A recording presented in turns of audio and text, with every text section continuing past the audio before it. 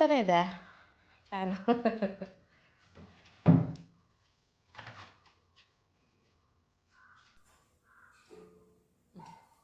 ಸಾಕಾ? ಎಷ್ಟು ಫಾಸ್ಟ್ ಬೇಕೋ? 1000 ಎಲ್ಲ ಇಲ್ಲ. ಸರಿ, ತಿಂದ್ಬಿಟ್ಟು ಹೇಳು ಹೆಂಗಾಗಿದೆ ಅಂತ. ನಿಮಗೆ ನೆಕ್ಸ್ಟ್ ಇಯರ್, ಅವಾಗ ಅಲ್ಲಿವರೆಗೂ ತಿನ್ನಬಾರ್ದು, ನೆಕ್ಸ್ಟ್ ಇಯರೇ ತಿನ್ನಬೇಕು. ಅಲ್ಲಿವರೆಗೂ ತಿಂದರೆ ಹೊಡ್ತ. ಸರಿ, ಇವತ್ತೇನು ಕ್ಲಾಸಸ್ ಇತ್ತು? ಕಾಫಿ ಕುಡ್ದಾ ಹೋಗ್ಲಿ? ಕುಡ್ಬಿಟ್ಟೆ. ಮತ್ತೆ ಎಲ್ಲಿ ಕಪ್ಪು? ಅಲ್ಲೇ ಇಟ್ಟಿದ್ಯಾ? ಅದು ತಿನ್ಬಿಟ್ಟಾ? ಏನು ತಿನ್ಬಿಟ್ಟೆ? ಕಾಫಿ. ಕಾಫಿನ ತಿನ್ಬಿಟ್ಟೆ? ಕಾಫಿ ಕಪ್ನ ತಿನ್ಬಿಟ್ಯಾ? ಕಪ್ನ ಕೊರದೆ ಕಾಫಿ ತಿಂದೆ. So funny. ಅಲ್ಲ, ವಿಡಿಯೋನ ಆನ್ ಮಾಡಿದೆ ಮಾತಾಡ್ತಾ ಇದ್ದೀನಿ, ಅದಕ್ಕೆ ಆನೇ ಮಾಡಿಲ್ಲ ಅಂತ. ಎಷ್ಟು ರೀ ಇದಕ್ಕೆ? 80 ರೂಪೀಸ್ ಕೆಜಿ. 80 rupees packet. ಕೆಜಿಯಾ ಎಷ್ಟು ಗೊತ್ತಿಲ್ಲ.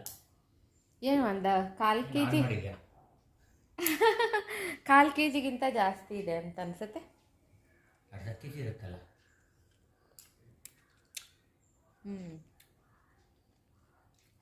ಚೆನ್ನಾಗಿದೆ. ಚೆನ್ನಾಗಿದೆಯಾ?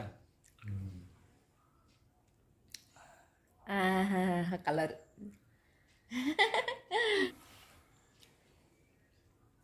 ತುಂಬ ಚೆನ್ನಾಗಿದೆ. ಉಪ್ಪಲ್ಲಿ ಚೆನ್ನಾಗಿ ತೊಳೆದ್ಬಿಟ್ಟು ಉಪ್ಪು ನೀರಲ್ಲಿ ಒಂದು 5 ನಿಮಿಷ ನೆನೆಸಿಟ್ರೆ ಆ ಹಣ್ಣಿಂದು ಟೇಸ್ಟು ಆ ಉಪ್ಪು ಸ್ವಲ್ಪ ಮಿಕ್ಸ್ ಆಗುತ್ತಲ್ಲ, ತುಂಬ ಚೆನ್ನಾಗಿ ಬರುತ್ತೆ ಟೇಸ್ಟ್. ನನಗಿಷ್ಟ, ಬೇರೆಯವ್ರಿಗೆಲ್ಲ ಹೆಂಗೋ ಗೊತ್ತಿಲ್ಲ, ನನಗೆ ಹಿಂಗೆ ಇಷ್ಟ. ಉಪ್ಪು ಹಾಕಿ ನೆನೆಸ್ಬಿಟ್ಟು ಆಮೇಲೆ ತಿನ್ನೋದು ಚೆನ್ನಾಗಿದೆ. ಆ್ಯಕ್ಚುಲಿ ಇಷ್ಟು ದೊಡ್ಡದು ನೋಡ್ರಿ, ನನ್ನ ನಾಲ್ಗೆ ಹಿಂಗಾಗಿದೆ.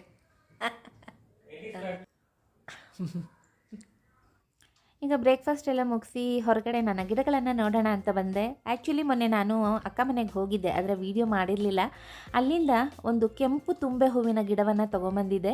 ಬಿಳಿ ತುಂಬೆ ಹೂವನ್ನು ನೋಡಿದ್ದೆ, ಆದರೆ ನೀವು ಈ ಕಲರ್ನ ತುಂಬೆ ಹೂವನ್ನು ನೋಡಿದ್ದೀರಾ? ತೋರಿಸ್ತೀನಿ. ಅದು ಅಮ್ಮನವ್ರಿಗೆ ತುಂಬ ಪ್ರೀತಿ ಅಂತೆ. ಹಾಗೆ ಮಳೆಗಾಲದಲ್ಲಿ ನಮಗೆ ಜಾಸ್ತಿ ನೀರು ಹಾಕೋ ಕೆಲಸ ಇರಲ್ಲ, ಮಳೆನೇ ಸುರಿತಾ ಇದ್ದರೆ ಗಿಡಗಳಿಗಂತೂ ತುಂಬಾ ಖುಷಿಯಾಗುತ್ತೆ. ನಾವು ಹೇಗೆ ತಲೆಗೆ ಸ್ನಾನ ಮಾಡಿಕೊಂಡ್ರೆ ಎಷ್ಟು ಫ್ರೆಶ್ ಆಗಿರ್ತೀವೋ, ಅದೇ ಥರ ಗಿಡಗಳು ಕೂಡ ಮಳೆ ನೀರಲ್ಲಿ ತುಂಬಾ ಫ್ರೆಶ್ ಆಗಿ ಕಾಣಿಸುತ್ತೆ, ಹೊಸ ಚಿಗುರು. ಹಾಗೆ ಮಳೆಕಾಲದಲ್ಲಿ ಈ ಜೇಡ್ರ ಬಲೆ ತುಂಬಾ ಕಟ್ಬಿಡುತ್ತೆ. ಸೊ ಅದನ್ನೆಲ್ಲ ನೋಡಬೇಕು, ಅದನ್ನೆಲ್ಲ ತೆಗಿಬೇಕು. ಹಾಗೆ ಒಣಗಿದ ಎಲೆ ಏನಾದರೂ ಇದ್ದರೆ, ಮತ್ತು ನೀರು ಜಾಸ್ತಿ ಆಗಿಬಿಟ್ಟು ಗಿಡ ಕೊಳ್ತೋಗ್ತಾ ಇದ್ದರೆ ಅದನ್ನೆಲ್ಲ ತೆಗೆದು ಬೇರೆ ಕಡೆ ಇಡಬೇಕು. ಒಣಗಿದ ಎಲೆಗಳನ್ನು ತೆಗೆದು, ಕಳೆನ ತೆಗೆದು, ಹಾಗೆ ಆ ಜೇಡ್ರ ಬಲೆನ ಕ್ಲೀನ್ ಮಾಡಿ ಒಂದು ಸ್ವಲ್ಪ ಹೊತ್ತು ಟೈಮ್ ಸ್ಪೆಂಡ್ ಮಾಡೋದು. ನೋಡಿ, ಇದೇ ಕೆಂಪು ತುಂಬೆ ಹೂವು.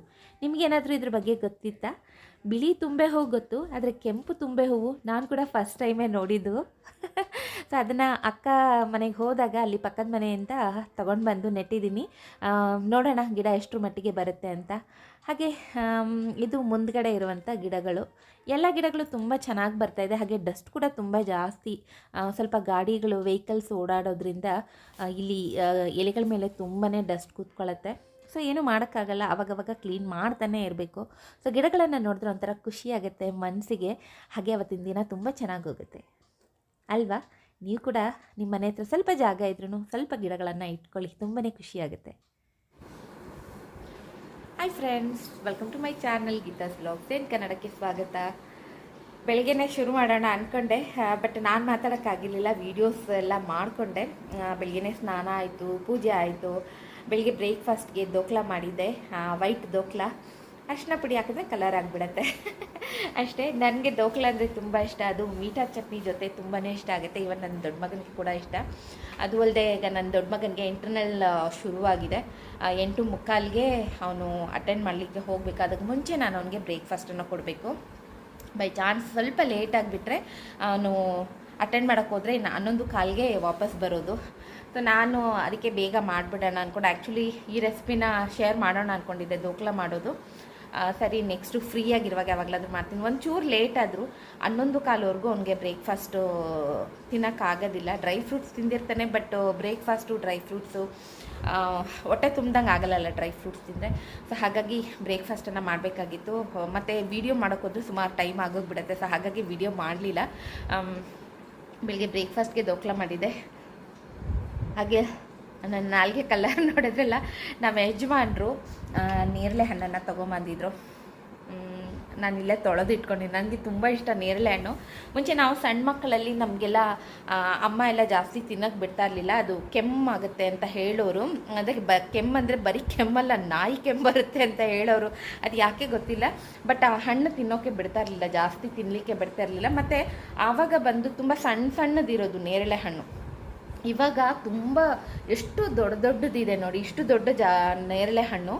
ಬಟ್ ತುಂಬಾ ಜ್ಯೂಸಿಯಾಗಿ ಸ್ವೀಟಾಗಿದೆ. ಮತ್ತು ಈಗ ಇದ್ರದ್ದು ಆರೋಗ್ಯಕ್ಕೆ ತುಂಬಾ ಒಳ್ಳೆಯದು ಅಂತ ಕೂಡ ಹೇಳಿದ್ದಾರೆ. ಸೀಸನಲ್ಲಿ ಏನೇನು ಫ್ರೂಟ್ಸ್ ಸಿಗುತ್ತೆ ಅದನ್ನು ನೀವು ಅಭ್ಯಾಸ ಮಾಡ್ಕೊಳ್ಳಿ, ಹಾಗೆ ಮಕ್ಕಳಿಗೆ ಕೂಡ ಅಭ್ಯಾಸ ಮಾಡಿ. ನಮ್ಮ ಮನೇಲಿ ನನ್ನ ಭಯಕ್ಕೆ 1, 2 ಅಥವಾ 3 ತಿಂತಾರೆ, ಇಲ್ಲಾಂದರೆ ಅವ್ರಿಗೆ ಇಷ್ಟನೇ ಆಗಲ್ಲ. ಬಟ್ ಆರೋಗ್ಯ ದೃಷ್ಟಿಯಿಂದ ಹೆಲ್ದಿ ಆಗಿರೋದನ್ನು ಸ್ವಲ್ಪ ಆದರೂ ತಿನ್ನಲೇಬೇಕು, ಬೇಡ ಅಂತ ಹೇಳೋಂಗಿಲ್ಲ. ಮಕ್ಕಳಿಗೆ ನಾವು ಹೇಗೆ ಅಭ್ಯಾಸ ಮಾಡಿಸ್ತೀವೋ ಅದ್ರ ಪ್ರಕಾರನೇ ಇರ್ತಾರೆ. ಇಲ್ಲ ನಿಮ್ಗೆ ಇಷ್ಟ ಇಲ್ವಾ, ಸೊ ಬಲವಂತ ಮಾಡಲ್ಲ ಅಂದ್ಬಿಟ್ರೆ ಅವ್ರಿಗೇನು ತಿನ್ನೋದೇ ಇಲ್ಲ. ನಿಮ್ಗೆ ಇಷ್ಟ ಆಗಲ್ವೋ ಅದು ಬೇರೆ ವಿಷಯ. ಬಟ್ ಹೆಲ್ತ್ ಅಂತ ಬಂದಾಗ ಎಲ್ಲವನ್ನು ಟೇಸ್ಟ್ ಮಾಡಬೇಕು, ಎಲ್ಲವನ್ನು ತಿನ್ನಬೇಕು. ಆರೋಗ್ಯ ಮುಖ್ಯ, ಟೇಸ್ಟ್ ಮುಖ್ಯ ಅಲ್ಲ. ಟೇಸ್ಟು ಮುಖ್ಯ ಆಗುತ್ತೆ, ಟೇಸ್ಟ್ ಚೆನ್ನಾಗಿದ್ರೇ ಹೋಗೋದಲ್ವ ಹೊಟ್ಟೆ ಒಳಗಡೆ. ಬಟ್ ಕೆಲವೆಲ್ಲನೂ ಎಲ್ಲನೂ ಇಷ್ಟ ಆಗುತ್ತೆ ಅಂತ ಹೇಳೋಕ್ಕಾಗಲ್ಲ. ಬಟ್ ಅದ್ರ ವ್ಯಾಲ್ಯೂಸನ್ನು ನಾವು ಮಕ್ಕಳಿಗೆ ಹೇಳಿಕೊಟ್ಟು ಅದನ್ನು ಕ್ರಮೇಣ ಅಭ್ಯಾಸ ಮಾಡಿದ್ರೆ ಅವ್ರಿಗೆ ಯಾವಾಗಲೂ ಎಲ್ಲವನ್ನು ಇಷ್ಟಪಟ್ಟು ತಿನ್ನೋಕ್ಕೆ ಶುರು ಮಾಡ್ತಾರೆ. ಅಟ್ಲೀಸ್ಟು ಸ್ವಲ್ಪ ಆದರೂ ತಿಂತಾರೆ. ಸೊ ಫಸ್ಟು ನಾವು ಮಕ್ಕಳಿಗೆ ಅದನ್ನೇ ಹೇಳ್ಕೊಡ್ಬೇಕು. ಹೆಲ್ದಿ ಆಗಿರೋವಂಥದ್ದು ನಮಗೆ ಖಂಡಿತ ಅದು ಬೇಕೇ ಬೇಕು. ನಾವು ದಿನನಿತ್ಯ ಅದನ್ನು ತಿನ್ನಲೇಬೇಕು. ಸೀಸನಲ್ಲಿ ಸಿಕ್ಕುವಂಥ ಯಾವುದೇ ಫ್ರೂಟ್ಸ್ ಆದರೂ ತಿನ್ನೋಕ್ಕೆ ಅಭ್ಯಾಸ ಮಾಡಿಸಿದ್ರೆ ಒಳ್ಳೆಯದು. ಸೊ ಅವರು ದೊಡ್ಡವರಾಗ್ತಾ ಕೆಲವರಂತೂ ಒಬ್ಬರಿಗೆ ಈರುಳ್ಳಿ ಇಷ್ಟ ಆಗಲ್ಲ, ಒಬ್ಬೊಬ್ಬರಿಗೆ ಟೊಮೆಟೊ ಇಷ್ಟ ಆಗಲ್ಲ, ಒಬ್ಬೊಬ್ಬರಿಗೆ ಆಲೂಗೆಡ್ಡೆ ಇಷ್ಟ ಆಗಲ್ಲ, ಆಲೂಗೆಡ್ಡೆ ತಿಂದರೆ ದಪ್ಪ ಆಗಿಬಿಡ್ತೀವಿ, ಆ ಥರ ಎಲ್ಲ ಇರುತ್ತೆ. ಸೊ ಹಾಗಾಗಿ ಅದ್ರ ಪ್ರಕಾರ ನಾವು ಅಭ್ಯಾಸ ಮಾಡಿಸ್ಬೇಕು. ಸೊ ಅದು ಹೇಳ್ತಾ ಇದ್ದರೆ ಹಾಗೆ ಹೋಗ್ತಾನೆ ಇರುತ್ತೆ.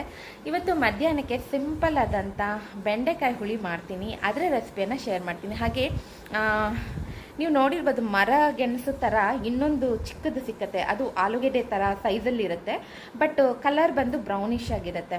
ಅರಬಿ ಅಂತ ಕರೀತಾರೆ ಕನ್ನಡದಲ್ಲಿ. ನನಗೆ ಅದರ ಹೆಸರು ಏನು ಅಂತ ಗೊತ್ತಾಗ್ತಾ ಇಲ್ಲ. ಸೊ ಅದರ ಫ್ರೈಯನ್ನು ಇವತ್ತು ಮಾಡ್ತಾಯಿದ್ದೀನಿ. ತುಂಬ ಚೆನ್ನಾಗಿರುತ್ತೆ. ಫೈಬರ್ ರಿಚ್ ವೆಜಿಟೇಬಲ್ ಅಂತ ಹೇಳ್ಬೋದು. ಆಲೂಗೆಡ್ಡೆಗಿಂತನೂ ಟೇಸ್ಟ್ ತುಂಬ ಚೆನ್ನಾಗಿರುತ್ತೆ. ಆ್ಯಕ್ಚುಲಿ ಅದು ನಮ್ಮ ಇಂಡಿಯನ್ ಒಂದು ವೆಜಿಟೇಬಲ್ ಅಂತ ಹೇಳ್ತಾರೆ. ಸೊ ಇವತ್ತು ಅದರ ರೆಸಿಪಿನ ಶೇರ್ ಮಾಡ್ತೀನಿ. ಅದಕ್ಕೂ ಮುಂಚೆ ಯಾರೆಲ್ಲ ನನ್ನ ಚಾನಲ್ನ ಸಬ್ಸ್ಕ್ರೈಬ್ ಮಾಡದೆ ನೋಡ್ತಾ ಇದ್ದರೆ ಪ್ಲೀಸ್ ಸಬ್ಸ್ಕ್ರೈಬ್ ಮಾಡ್ಕೊಳ್ಳಿ. ಹಾಗೆ ವಿಡಿಯೋನ ಆದಷ್ಟು ಲೈಕ್ ಮಾಡಿ, ಕಮೆಂಟ್ ಮಾಡಿ, ಶೇರ್ ಮಾಡಿ. ಪಕ್ಕದಲ್ಲಿ ಬರೋ ಬೆಲ್ ಐಕನ್ನ ಮರಿದೆ ಕ್ಲಿಕ್ ಮಾಡಿ. ಸೊ ಅದಕ್ಕೂ ಮುಂಚೆ ಇಲ್ಲಿ ನೋಡಿ, ನನ್ನ ಮಗ ಫಸ್ಟ್ ಟೈಮು ನನಗೆ ಸೆಲ್ಫಿ ಸ್ಟಿಕ್ ತಕ್ಕೊಟ್ಟಿದ್ದಾನೆ. ನಾನು ಆ್ಯಕ್ಚುಲಿ ಯೂಟ್ಯೂಬ್ಗೋಸ್ಕರ ಅಂತ 2 ಫೋನನ್ನು ಬಿಟ್ಟರೆ ಬೇರೆ ಏನೂ ಪರ್ಚೇಸ್ ಮಾಡಿರಲಿಲ್ಲ. ಇದೆಲ್ಲದಕ್ಕಿಂತ ನಾನು ನನ್ನ ಕೈಗಳನ್ನೇ ಜಾಸ್ತಿ ನಂಬ್ತೀನಿ. ಅದರ ಮೇಲೆ ನನಗೆ ತುಂಬಾ ನಂಬಿಕೆ ಇದೆ. ಸೊ ಕೈಗಳಲ್ಲೇ ನಾನು ಮೊಬೈಲನ್ನು ಇಟ್ಕೊಳ್ಳೋದು, ತುಂಬ ರೇರಾಗಿ ಇವನ್ನು ಟ್ರೈಪಾಡನ್ನು ಕೂಡ ಯೂಸ್ ಮಾಡೋದು. ಅದು ಟ್ರೈಪಾಡ್ ಬಂದು ನನ್ನ ಕ್ಯಾನನ್ ಕ್ಯಾಮ್ರಾ ಇದೆ, ಅದಕ್ಕೆ ಸ್ಟ್ಯಾಂಡ್ ಅದನ್ನು ಯೂಸ್ ಮಾಡ್ತೀನಿ. ಸೊ ಯೂಟ್ಯೂಬ್ಗೆ ಅಂತ ನಾನು 2 ಫೋನ್ ಬಿಟ್ಟರೆ ಬೇರೆ ಏನು ತೊಗೊಂಡಿರಲಿಲ್ಲ. ಸೆಲ್ಫಿ ಸ್ಟಿಕ್ ಆಗಿರ್ಬೋದು ಅಥವಾ ಟ್ರೈಪಾಡ್ ಆಗಿರ್ಬೋದು, ರಿಂಗ್ ಲೈಟು ಅವೆಲ್ಲ ಏನೂ ತೊಗೊಂಡಿಲ್ಲ. ಸೊ ಏನಿದೆಯೋ ಅದರಲ್ಲೇ ಮಾಡ್ಕೊಂಡು ಹೋಗೋದು. ನೀನು ಹಾಗೆ ಮಾಡ್ತಾಯಿದ್ರೆ ನಿನ್ನ ಕೈಯೆಲ್ಲ ನೋವು ಬಂದುಬಿಡತ್ತೆ ಅಮ್ಮ. ಸೊ ಇದನ್ನು ತಗೋ, ಚೆನ್ನಾಗಿದೆ ಅಂತ ಹೇಳಿ ಅವನೇ ಸೆಲೆಕ್ಟ್ ಮಾಡಿ ಬುಕ್ ಮಾಡಿದ್ದಾನೆ. ಚೆನ್ನಾಗಿದೆ, ಸ್ವಲ್ಪ ಅಭ್ಯಾಸ ಆಗಬೇಕು. ಯಾಕೆಂದರೆ ತುಂಬ ತಿಂಗಳುಗಳಿಂದ ತುಂಬ ನನ್ನ ಕೈಯನ್ನೇ ಯೂಸ್ ಮಾಡಿಕೊಂಡು ನಾನು ವೀಡಿಯೋ ಮಾಡ್ತಾಯಿದ್ದೆ. ಸೊ ಈಗ ಇದನ್ನು ಸ್ವಲ್ಪ ಅಭ್ಯಾಸ ಮಾಡ್ಕೋಬೇಕು. ಸೊ ನೋಡೋಣ, ಇನ್ಮೇಲೆ ಇದರಲ್ಲೂ ಇಟ್ಕೊಂಡು ವೀಡಿಯೋಸ್ ಮಾಡೋಣ ಅಂದ್ಕೊಳ್ತಾ ಇದ್ದೀನಿ.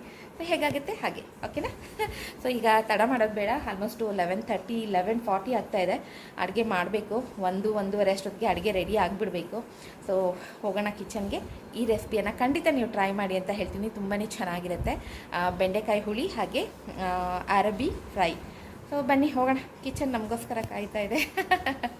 ಈಗ ಬೆಂಡೆಕಾಯಿ ಹುಳಿಗೆ ಫಸ್ಟ್ಗೆ ಮಸಾಲೆ ಪದಾರ್ಥಗಳನ್ನು ಹುರ್ಕೊಂಡು ಬಿಡೋಣ. ಖಾರಕ್ಕೆ ಬೇಕಾಗಿರುವಷ್ಟು ಒಣಮೆಣಸಿನ್ಕಾಯಿ, ಹಾಗೆ ಉದ್ದಿನಬೇಳೆ 1 ಚಮಚ, 1/4 ಚಮಚ ಮೆಂತ್ಯ, ಅರ್ಧ ಚಮಚ ಜೀರಿಗೆ, 1 ಚಮಚ ಧನಿಯಾ ಕಾಳು. ಇದಿಷ್ಟನ್ನು ಘಮ ಬರೋವರೆಗೆ ಹುರ್ಕೊಳ್ಳೋಣ. ನೀವು ಖಾರ ಎಷ್ಟು ಬೇಕೋ ಅಷ್ಟರ ಮಟ್ಟಿಗೆ ಮೆಣಸಿನ್ಕಾಯನ್ನು ಹಾಕ್ಕೋಬೋದು. ಈಗ ಹುರಿದಾಗಿದೆ, ಇದನ್ನು ಒಂದು ತಟ್ಟೆಗೆ ತೆಗೆದಿಟ್ಕೊಳ್ತೀನಿ. ತಣ್ಣಗಾದ್ಮೇಲೆ ಇದನ್ನ ರುಬ್ಕೊಳ್ಳೋಣ. ಈಗ ಅದೇ ಪ್ಯಾನಿಗೆ ಒಂದು 2 ಟೇಬಲ್ ಚಮಚದಷ್ಟು ಎಣ್ಣೆನ ಸೇರಿಸ್ಕೊಂಡು ತೊಳೆದು ಕಟ್ ಮಾಡಿ ಇಟ್ಕೊಂಡಿರುವಂಥ ಬೆಂಡೆಕಾಯನ್ನು ಸೇರಿಸ್ಕೊಳ್ತಾ ಇದ್ದೀನಿ.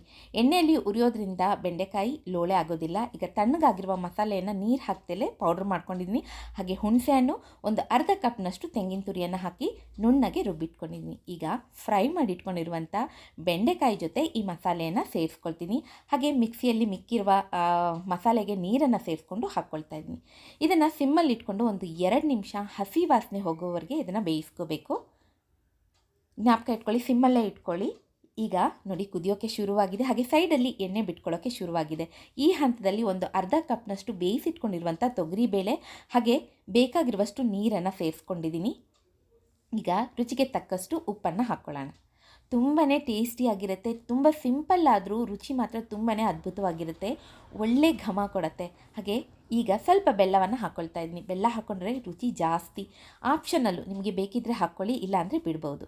ಈಗ ಪ್ಯಾನ್ಗೆ 1 ಚಮಚ ಎಣ್ಣೆ ಹಾಕಿ ಸಾಸಿವೆ ಹಾಗೆ ಕರಿಬೇವಿನ ಸೊಪ್ಪು, ಒಣಮೆಣಸಿನ್ಕಾಯಿ ಒಗ್ಗರಣೆ ಹಾಕ್ತಾಯಿದ್ದೀನಿ. ಹಾಗೆ ಹಿಂಗನ್ನು ಸೇರಿಸ್ಕೊಳ್ತಾ ಇದ್ದೀನಿ. ಈಗ ಬೇಯ್ತಾ ಇರುವಂಥ ಬೆಂಡೆಕಾಯಿ ಹುಳಿಗೆ ಈ ಒಗ್ಗರಣೆನ ಹಾಕಿದ್ರೆ ನಮ್ಮ ಬೆಂಡೆಕಾಯಿ ಹುಳಿ ರೆಡಿ. ಸಖತ್ತಾಗಿರುತ್ತೆ. ಖಂಡಿತ ನೀವು ಕೂಡ ಟ್ರೈ ಮಾಡಿ. ತುಂಬ ಸಿಂಪಲ್ ಆಗಿದ್ದರೂ ರುಚಿ ಬಹಳನೇ ಚೆನ್ನಾಗಿರುತ್ತೆ. ಬಿಸಿ ಅನ್ನಕ್ಕೆ 1 ಸ್ಪೂನ್ ತುಪ್ಪ ಹಾಕಿ ಈ ಹುಳಿನ ಹಾಕ್ಕೊಂಡು ತಿಂತಾಯಿದ್ರೆ ಅದರ ರುಚಿನೇ ಬೇರೆ. ಈಗ ಅರಬಿ ಫ್ರೈ ಮಾಡೋದು ನೋಡೋಣ ಬನ್ನಿ. ಈಗ ಇದನ್ನು ಬೇಯಿಸಿಟ್ಕೊಂಡಿದ್ದೀನಿ. ಸಣ್ಣ ಮರಗೆಣಸು ಇದನ್ನು ಬೇಯಿಸಿಟ್ಕೊಂಡಿದ್ದೀನಿ.